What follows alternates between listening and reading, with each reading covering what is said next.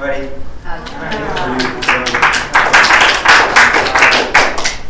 So, a brief survey of a large subject like Indian philosophy. I'm going to try not to make this overwhelming and somewhat coherent. So, we'll be moving through things, but I want you to feel free to stop me at any time with questions, or we can start to discuss if something really catches your interest. Otherwise, I can run through it and we can discuss later and get back to different slides. I'm worried about these wires, so I'm going to move away from them. Okay, so before we jump right into it, there was just two main points that I wanted to bring up. Why Indian philosophy? Why am I saying in its own light? So in general, Asian philosophy is not actually taught in academic philosophy departments. It's still just very Eurocentric, we could say Western-centric, American and European philosophy. Indian philosophy in particular, its area studies or religious studies departments. Chinese philosophy is definitely gaining ground. Even at our own Duke University, we have Professor David Wong, who's been teaching there for several years, Chinese philosophy. But Indian philosophy, for some reason, hasn't really been able to break through. It's making ground, gaining ground, but hasn't broken through yet. And I think part of the reason why leads me to the second point. We look at Indian philosophy and we don't know, is it a philosophy or is it just about religion? And I think it's usually just relegated to religion. But I think really the issue with philosophy in India is because it's so interwoven with its soteriological views along with its philosophy that it's hard to tease that out, and it's just kind of easier to treat it as a religion. So I'm going to try to show why there is something Indian philosophy and it should be taken serious amongst at least academic philosophy, but even for us who are interested in thinking about philosophy. I'm going to use broad fields within philosophy, and that'll become clear as we move along, but I want to point out that even just the terms philosophy and religion, those are not in the language of Sanskrit, which is the main language Indian philosophy is written in. They have one word, they call it darshana, and darshana just means a view. So for them, philosophy, religion, it's just all one view. It's what one school's view is. And of course, even within philosophy, we have philosophy of religion. We understand religion talks about ethics and metaphysics, theories of reality, of how we know things. So that's just kind of just a little bit of a preamble before we get started. In Western philosophy, didn't religion and philosophy sort of were thought of as one? Absolutely. And then the West broke it apart. Right, especially in modern philosophy. But even guys like Kant or Kierkegaard, they were all devout Christians of some type. And Kierkegaard especially was really influenced by Christian thought in his development of existentialism. So yeah, great point. Just a quick brief history of philosophy in India. We can say the beginnings of it really started with a group of texts that are called the Vedas. These were pretty much 4 main books of the Vedas, and they contained hymns. And these hymns were non-systematic philosophy you could find in there. There were some that dealt with ritual, of course, and there's even some just, we could call it folk stories are actually in there. So it was really a catch-all for many different types of knowledge. There's the general accepted date range for them. Then as that period started to go on and wind down a little, more texts sort of developed, and some classification schemes kind of put these at the end of the Vedas, so they still consider it part of it. One group of texts were called the Brahmanas. And the Brahmanas, they tried to explain the symbology of the ritual in the early portions of the Vedas. And then it starts to get a little bit more philosophical with another group called the Aranyakas. It starts to explain that mythology and symbology a little more. And then one of the most important texts, philosophically speaking, is what's called the Upanishads. There we get real full-blown philosophical speculation on ideas of selfhood, of ultimate reality, what is the world, these types of issues. By the turn of the first millennium, I'd say maybe around 300, 200 BCE onward, a lot of the players in the world of Indian philosophy start to kind of come onto the stage. And one of the biggest, of course, is the Buddhists. And also around this time, writing. We can say that writing was formed in India. So now texts are being written down, they're being able to be circulated, and more people can now kind of come into debate a little bit with these ideas. So one book, early book that was written down for the Buddhists was called the Abhidharma, and it was a massive classification scheme of phenomenon, what makes up reality. They had this wonderful way of explaining it and the interrelationships between everything. Again, I'm just giving brief history. We're going to get into things and try to make things a little more clear. Another philosopher around this time, Nagarjuna. After the historic Buddha, I would say he's probably the most important Buddhist philosopher. He's most known for giving Buddhism a little bit more of a philosophical nuance. Early Buddhist teachings in what's called the sutras were a little more pragmatic. You just needed enough philosophy to kind of catch you to do the practices, and then you can figure out the rest on your own later.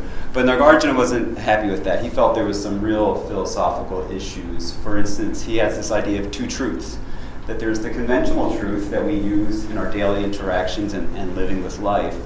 But there was a higher or deeper truth, and that was his second great innovation, this idea of emptiness, that everything's empty of a self, that there's no substantial selfhood to anything. Everything is in a continual flux and change.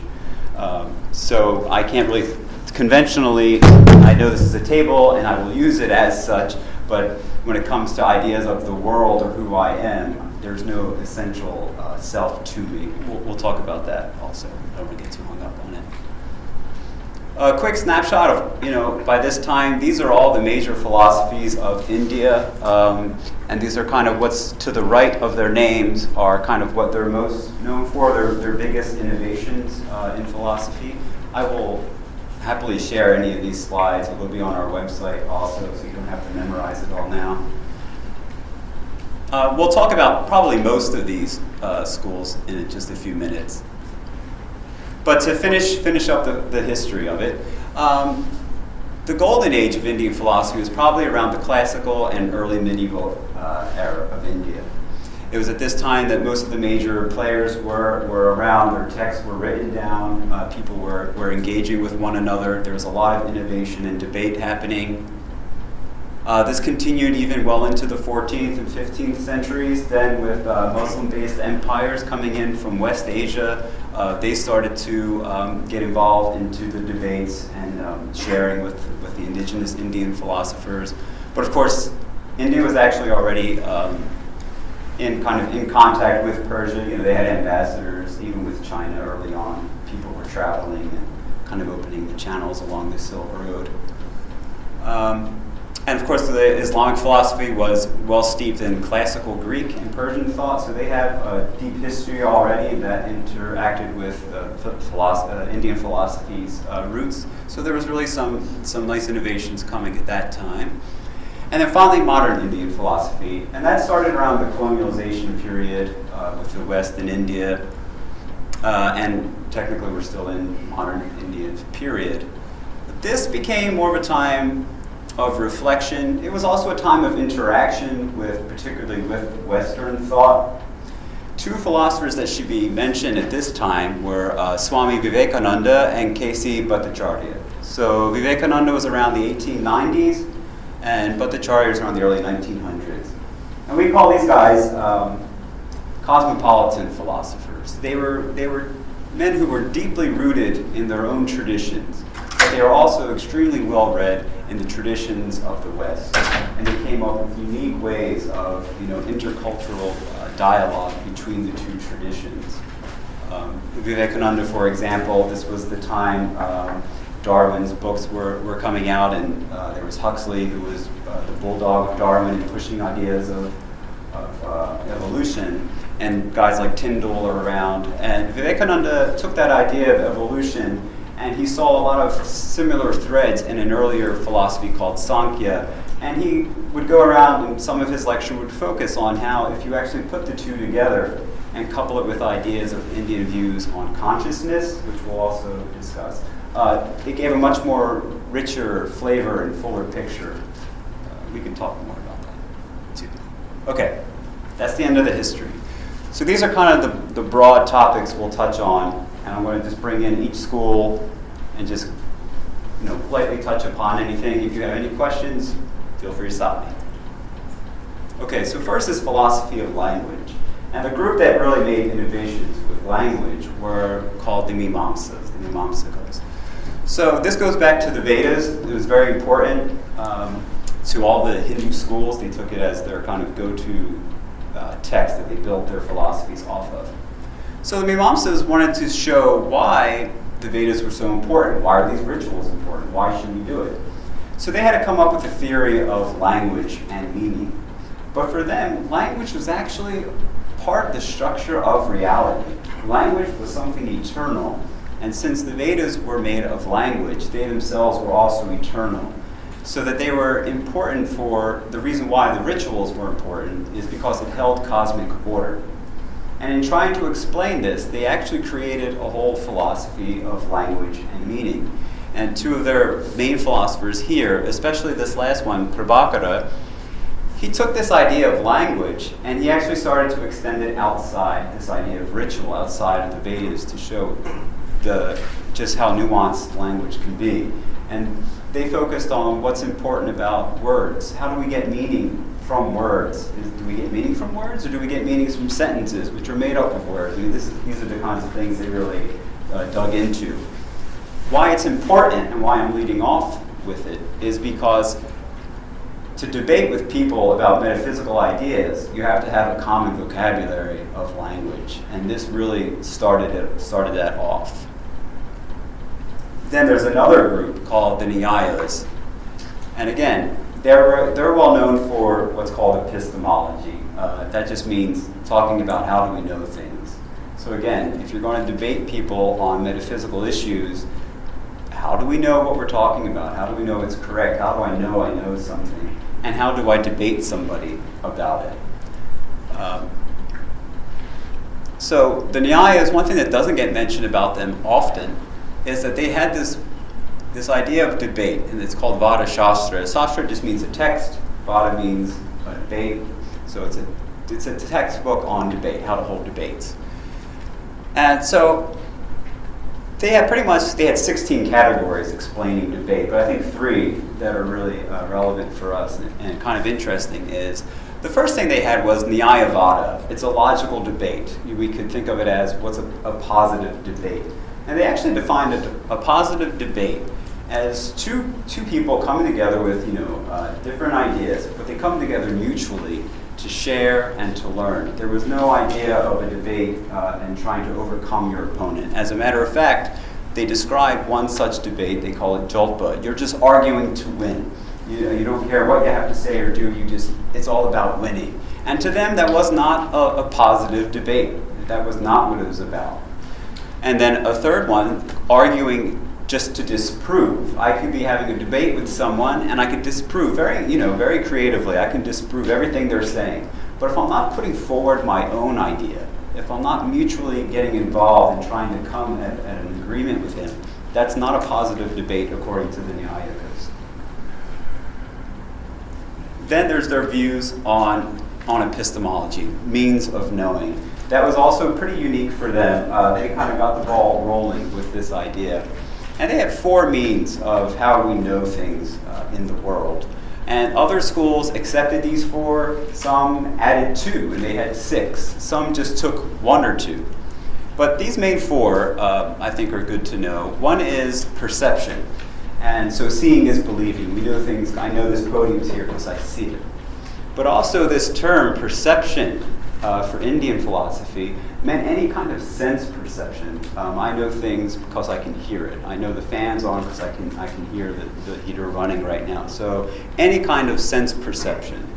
And then on top of that, the mind. The mind is a perception, is a sense organ in Indian philosophy. Just as we have our 5 senses, they also added this 6th one. It's through cognition that we can know things just by thinking.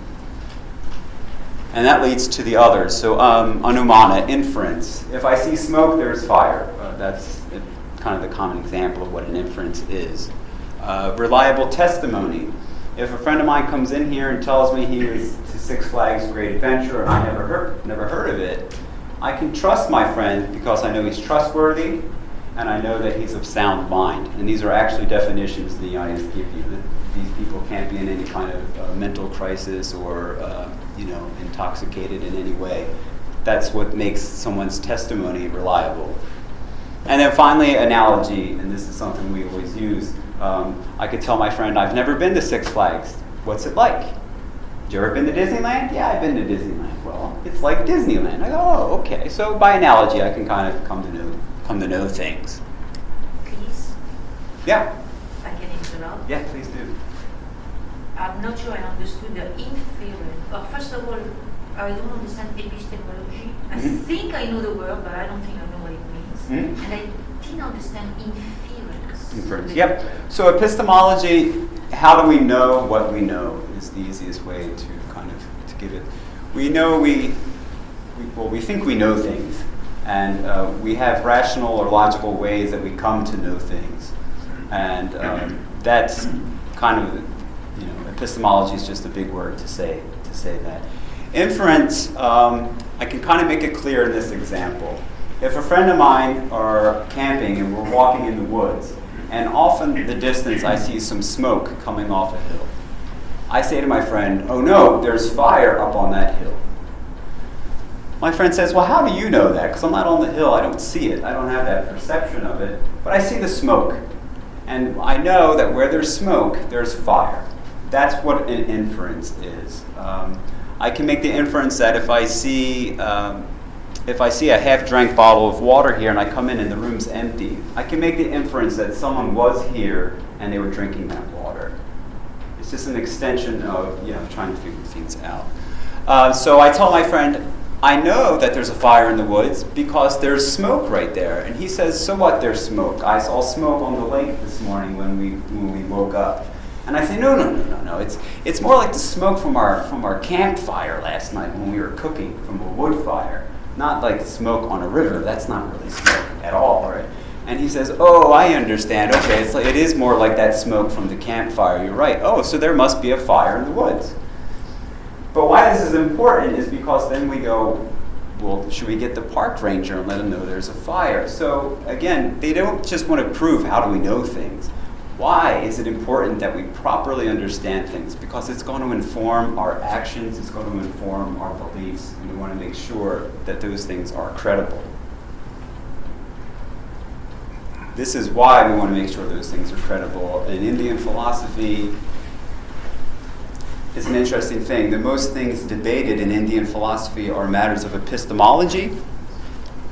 But I'd say the biggest thing that they're worried about is actually metaphysics, which is why they always argue about how do we know things, because they want to prove what their metaphysical stance is. So these are some kind of general views of metaphysics in India. So there was definitely materialism back in ancient classical India. Excuse me. So they definitely had the belief that it's sort of like Aristotle's ideas on the elements. If anybody was here last month, we had a great talk by Mary, and she talked about the different elements and how they're made up of atoms. They had the same similar views back then, and they felt that that was it. Everything else was emergent from that. Then we have a group that I call, it's non-theistic. So I'm thinking mostly the Buddhists and the Jains here. They don't have an idea of God. There's no idea of God in their views. But they do have ideas of things like rebirth, or maybe a realm of gods or something like that. So in that sense, we can't say that they're atheistic or just materialistic, but there's no God in their system. Whereas opposed to dualism, there most definitely is. There's God, there's the soul, and there's the world, these three things. And they are separate entities. So in Indian philosophy, you'll see Sankhya Yoga philosophy. It's a clear dualism. There is spirit and there is matter, and they're not the same thing. They're two separate things. And that's actually what the system of yoga tries to do. It tries to separate this idea of soul from matter. But then we're going to skip qualified monism. We're going to come to monism. So monism, also called non-dualism, this is the idea that everything is one, and it's pure consciousness. It's this one pure consciousness, one existence, and it's expressing itself in various ways. Some schools say it's expressing itself in various ways. Some say that this expressive world is, in some sense, just a misreading of that ultimate reality. I'm going to talk about that a little bit in depth in the next slide. But qualified monism says, yes, there's one thing, one pure reality, one sacred, divine, but it's made of parts. So just as I could say this is my body, but my body is made of parts. So it's kind of, the whole is the sum of the parts, kind of an idea. So 3 metaphysical views that I think are important from Indian philosophy to understand is 1, Buddhist phenomenology. So the Buddhists weren't too keen on, they didn't have any kind of ideas of ultimate reality. For them, everything was a flux of change. There was nothing that was static or real that we could depend on. There was certainly no idea of a soul in Buddhism. If we looked and peeled the layers away enough like an onion, eventually there would be nothing left. So for them, it was a deconstructionist view of our experience. And it was very much based on the mental ideas. But again, it sounds like idealism in a Western philosophical sense, but it's really not, because for idealists in Western philosophy, the realm, kind of like Plato's ideas, were real. Buddhists wouldn't say that. Everything is just, there's nothing that we can say there's substantial. Everything is just constantly changing, constantly in flux, and is empty. Not the case for the next group, the Vedantins, also sometimes called the Dvaita Vedantins, because there's technically several people who are Vedantins. But these are the biggest group, and their biggest philosopher, his name was Shankaracharya. They say that reality, ultimate reality, which they call Brahman, this is the idea, it's one pure consciousness, and that all else is unreal. And all that unreal, there's kind of a debate. What does he mean by unreal? So some say that it's an illusion, that it's not really happening right now. That's some people's interpretations. But I think most would agree what Shankara means is that it's just a misapprehension of pure consciousness. I see a table, or I think of myself as a person. That's just a misreading of what is actually just pure consciousness. And it can't be fully explained. It has to be that direct experience, which is that perception, going back to that perception. You have to have a direct perception of this pure consciousness, which is had through spiritual practices, essentially. But we can talk about that in the ethics section. And there's something called tantric tradition. They don't get much talked about in metaphysics, I think, but they actually do have a very strong non-dual metaphysics, where they also believe, like Shankara, that ultimate reality is pure consciousness. But they feel that actually this world itself is that pure consciousness in play, in manifesting, that there's an energetic aspect to pure consciousness, and that all of this is that play of energy, and that there's no misapprehension here. The only misapprehension is that we don't recognize that that everything, including ourselves, is that pure consciousness. Good. We can come back to this stuff, I promise. So there's another group, the Jains. They hear all these guys talking about these things. The Buddhists say one thing, the Vedantins say another, these Tantrics have their ideas, and they say, look, they have this idea, it's a Sanskrit word, I just like to say it, anekantavada. And this is really, it's a multifaceted kind of idea. It's a sense of pluralism. They say, look, you say ultimate reality is this, you say the other thing. Maybe ultimate reality is really beyond what we could ever imagine. And maybe you're all right about it, just from your own perspective. So another term they sometimes use is syat. It means perhaps or maybe. Maybe. And in a more philosophical kind of nuances, it's from a certain perspective. So the story of the blind man and the elephant, anybody know this story? Yeah, it's in most cultures. It's an old story. The Jains use it. And I'll just tell it. It's a great story. Some people, a group of blind men are walking down the road and they bump into an elephant and they say, what the heck is this? And one starts to feel the body and he says, wow, it's like a big boulder. But another one has the tail, right? And he's saying, a big boulder? No, this thing is actually, it's wispy, it's thin, and someone has the ear, and he goes, I don't know what any of you are talking about. It's a big, flat, rough kind of thing, like a fan, you know. So the Jains say this describes us to the T. We all have these big, big theories about what we think, reality is, what life is, but, maybe we're all right from a certain perspective. There was not like peace and harmony all of a sudden after the Jains in Indian philosophy. They, of course, got attacked by other philosophers. No. You'd run into all kinds of contradictions. What you're saying, that's not true. But the Jains came up kind of with a 7-step process to explain how they think that, even Buddhists who say the complete opposite of what Vedanta say, both could still be true. So they stuck to their guns. Okay, and then ethics. So this is, of course, after metaphysics, something very important. And I'm going to use kind of these 3 terms that are pretty much Western philosophical terms, because I think we do see some of this in Indian philosophy's ideas of right action. So deontological is, we get this from Kant, it means a sense of duty in its most basic understanding. That our moral imperative to action should be some sense of duty. So there's a book within Hinduism that most schools accept as authoritative. It's called the Bhagavad Gita, sometimes just called Gita.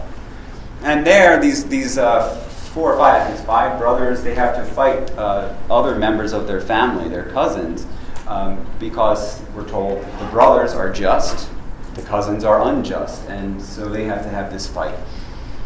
And the morning of the fight, one of the brothers, Arjuna, says, I can't do this. I can't kill my own family members. I know they're horrible people, but it doesn't mean I'm going to kill them. And Krishna says, Krishna, who in the Gita is, of course, the divine taking human form. He's very good friends with Arjuna.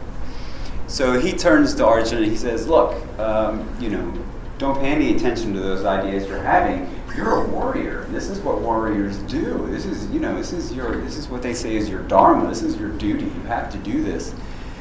Well, that doesn't work. Arjuna's like, I think it's probably better to not do my duty than to kill my family. So Krishna kind of abandons that, and he goes to consequentialism next. Consequentialism is kind of a John Stuart Mill's the greatest good for everybody. That we should drive our moral actions. What's going to be the best? Even if it's not good for me, what's the best for everybody? So Krishna says, well, look, you're on the right side here. Your cousins are bad dudes. And if these guys win, society's going to suffer. People are going to suffer. So even though, it's bad for you to kill your family members and, you feel like you shouldn't do it, you should still do it because it's the greatest good. That still doesn't work for Arjuna, and the Gita kind of progresses from there. But they're 2 great examples of how we can see some of these ideas in Indian philosophy and their ethics. But what I think for Indian philosophy in general, I think it's virtue ethics that's most important. In the Gita itself and in many other books, the Buddhists have a very strong idea of what they call shila, which is virtue. That it's really, you should act to be virtuous. You should try to embody what virtue is. And again, this sounds familiar to Aristotle's idea of the golden mean. They had the 4 classic Greek virtues, and the idea was to embody those virtues. And by embodying virtues, you get what Aristotle calls eudaimonia. Sometimes they say happiness, but really it's a human flourishing. You've perfected yourself into such a way you can flourish as a person, and society can flourish around you. And I think we actually have that idea in Indian ethics. So for the Hindu schools in particular, they want to embody their virtues because it's actually what drives them and helps them towards their version of eudaimonia, which is something called liberation. Moksha is the Sanskrit word for it. So it's their soteriological goal in trying to realize that ultimate or that pure consciousness. Virtue plays a role in that. So you want to be perfected and embody these virtues. And in some sense, it's the same for the Buddhists. Again, they don't have the same view as the Hindus. They might not say it's to realize pure consciousness. It's really to realize nirvana, kind of this snuffing out of any idea of permanence. But they share the same virtues, actually, which I think is very interesting. And then finally, views on aesthetics. So aesthetics just simply means it's the philosophy of art. And this was really important in India. There's a good handful of philosophers who weren't concerned in any way with metaphysics or things like that. They wanted to talk about art. And one of them is Abhinavagupta. He was a 10th century Kashmiri philosopher. He was a polymath. The ideas that I just mentioned on non-dual tantric traditions, he was a leading philosopher in that way. At that time, at his time, there was very disparate views. He wrote a book that kind of encompassed all those views and kind of streamlined it. So he was extremely intelligent and well regarded in the Indian philosophy community. He wrote a book on Indian aesthetics. And he took this original idea that comes from a book on drama known well in India. And there's two things that we'll have to understand. Something called the aesthetic experience. So when I engage with a piece of art, whether it's music or drama or paintings, etc., I have an experience with that artwork. And that experience they call in Sanskrit is a rasa. It's a tasting. My five senses, I'm tasting it through my five senses. I'm getting that's a real, I mean, to me, that's a very kind of close interaction that I'm having with this artwork. For Abhinavagupta, it's this rasa, it has the potential to actually transform our lives, which I'll get into in a minute. One more thing about the aesthetic experience is, it's made up of two things. It's on the emotional or mental level, and then also on the physical level. So emotionally, artwork can raise fear, it can raise joy, love, anger, compassion. It can also, and then bodily, it has what's called concomitants, what goes along with it. And what goes along with, let's say, fear, we'll get a bodily reaction of maybe I will tremble, I'll shiver if I'm frightened, or if I see something compassion or love, I'll sigh or have tears. So there's a physical correlation with my emotions.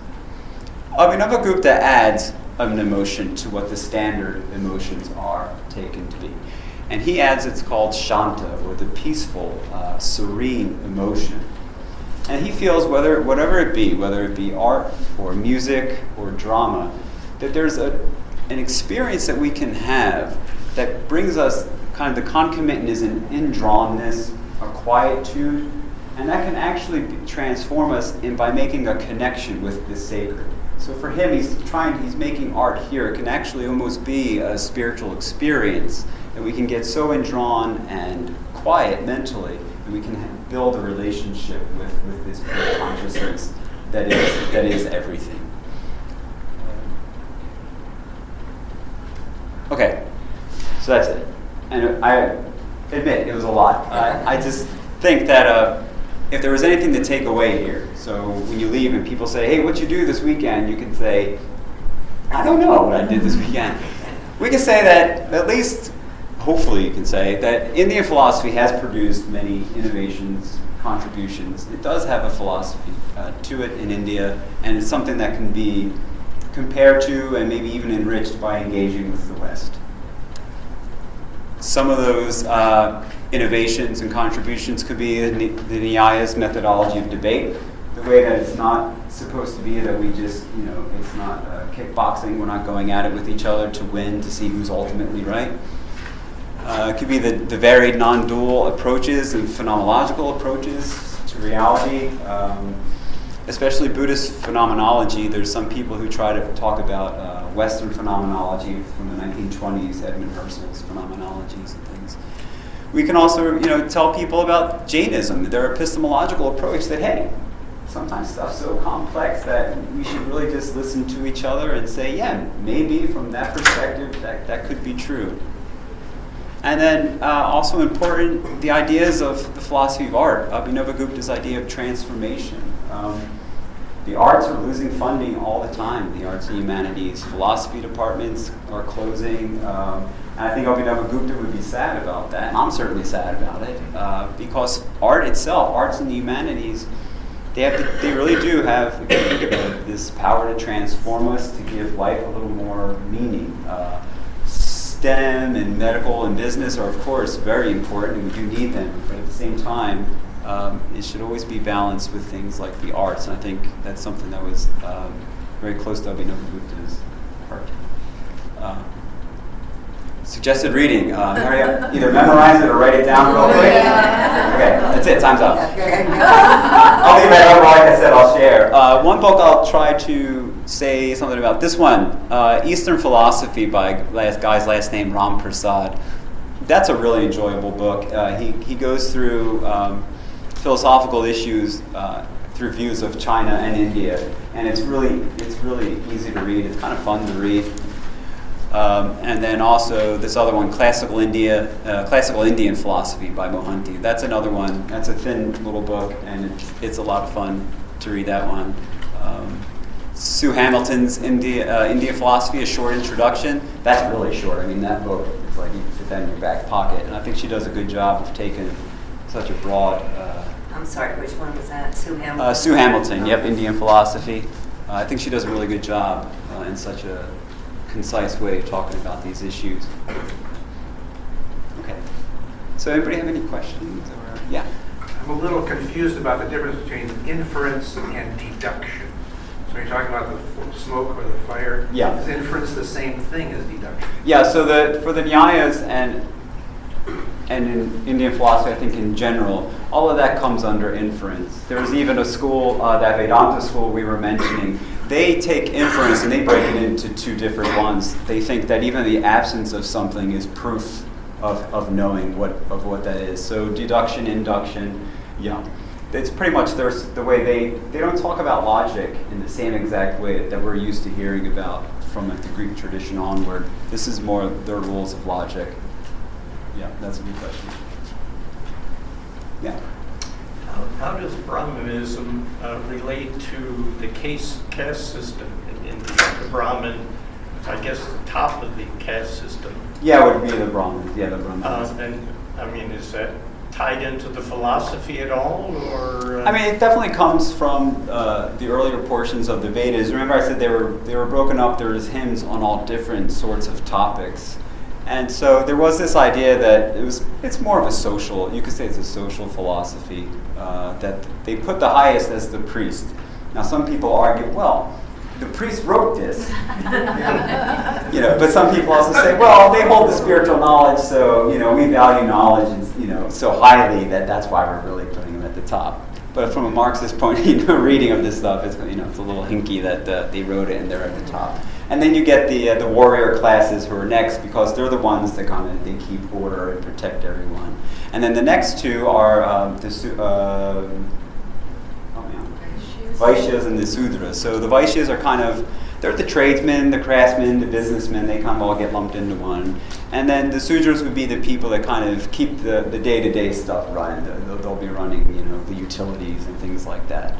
Unfortunately, it's one of those things where it's a good idea on paper, but in actuality, it just turned out to be horrific. And of course, that lowest group called the Sudras, now called the Dalits, were really taken advantage of. There was a lot of inequality and things like that happened from it, that India is even now still just struggling to get out of, from being underneath.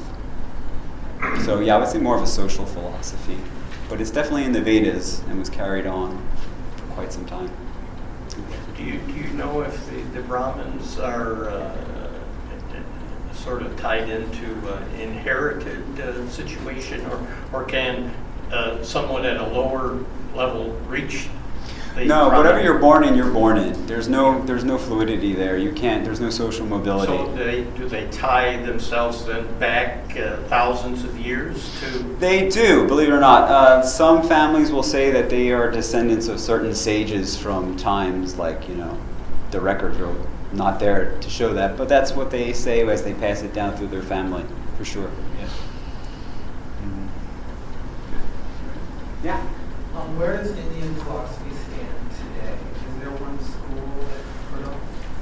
So it's mostly become an academic thing, even in India. There's not so many schools.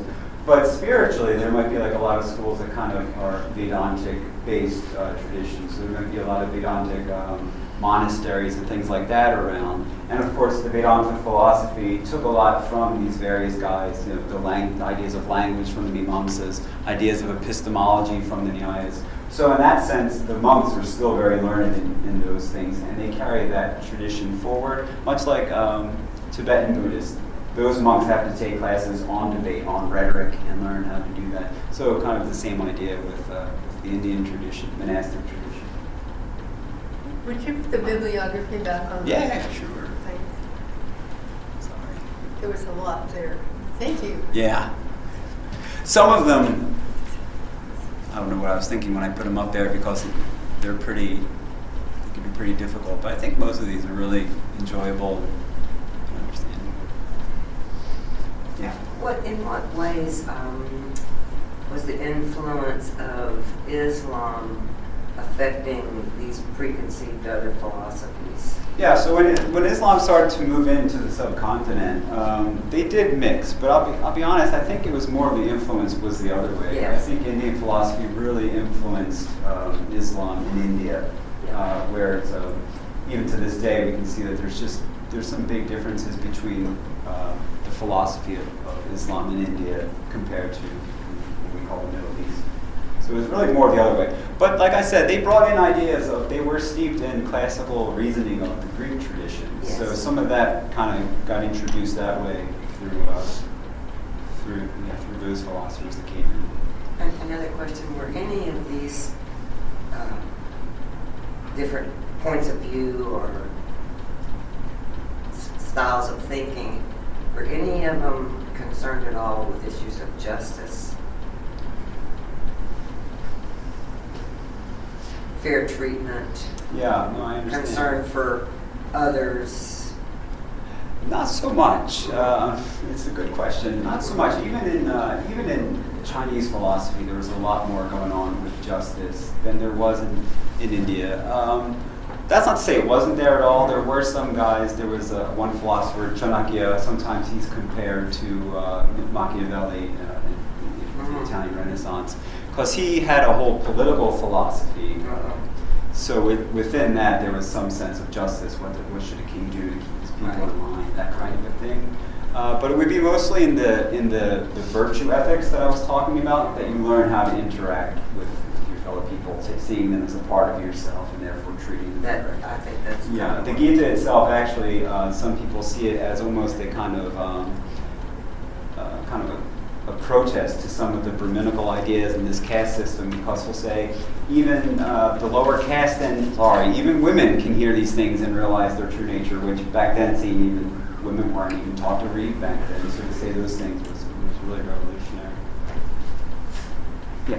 Could you repeat the name of that book that you were suggesting? From here? Yeah. Yeah, so that was this one, Ram Prasad Chakravarti, Eastern Philosophy. That would be my go-to off this main list. But then also one by Mohanty, Mohanty, and that's called Classical Indian Philosophy. And there's some books that explain the Gita from a philosophical standpoint. There's a lot of good books out there. Can you go back quickly at the concomitant short-lived emotion? Yeah, sure. I'm going to leave this slide. I can come back if I have to. Is that okay? No, I've got it. Okay. Thank you. Yes. Okay.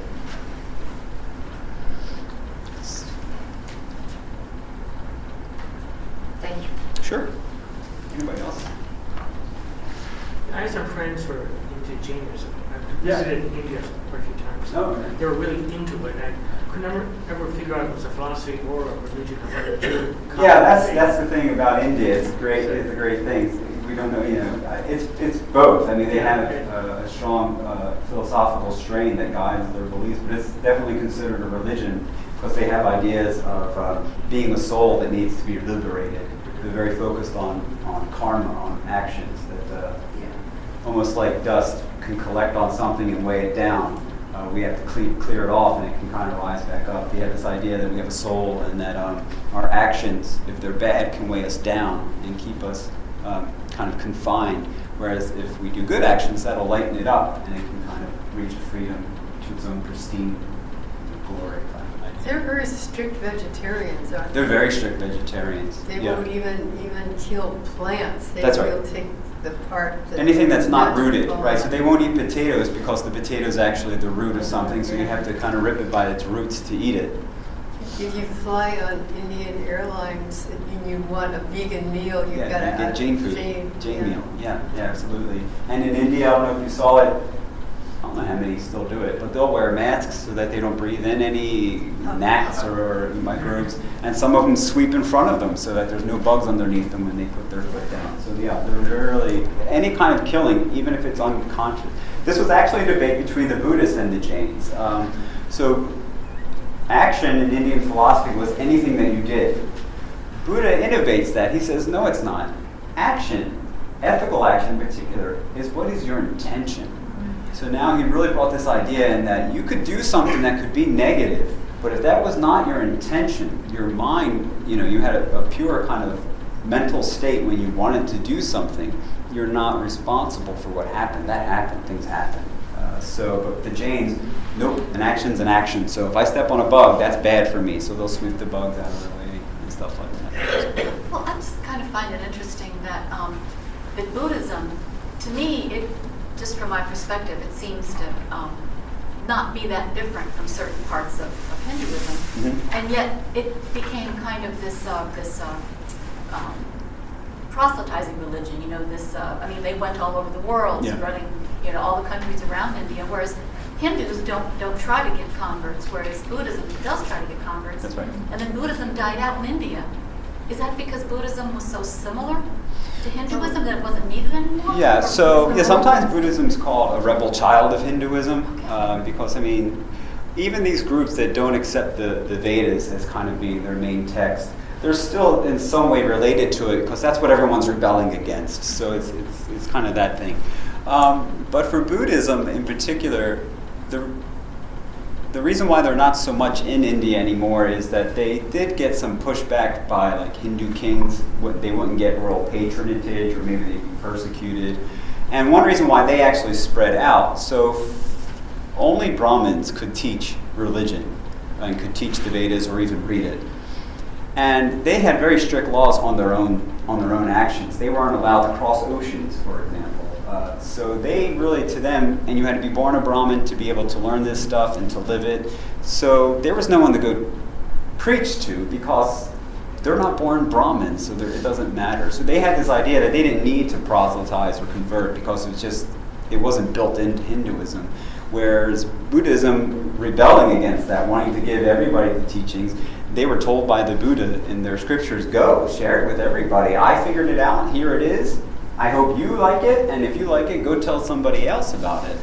And then finally, by the 12th or 13th century, they had no problem moving out and spreading. They were getting persecuted, and then some emperors, like Aurangzeb and these guys, they started to demolish. There was two wonderful universities, Buddhist universities in Nalanda and Takshashila, and they were just demolished. They were demolished by Indian kings? By Muslim emperors that came in.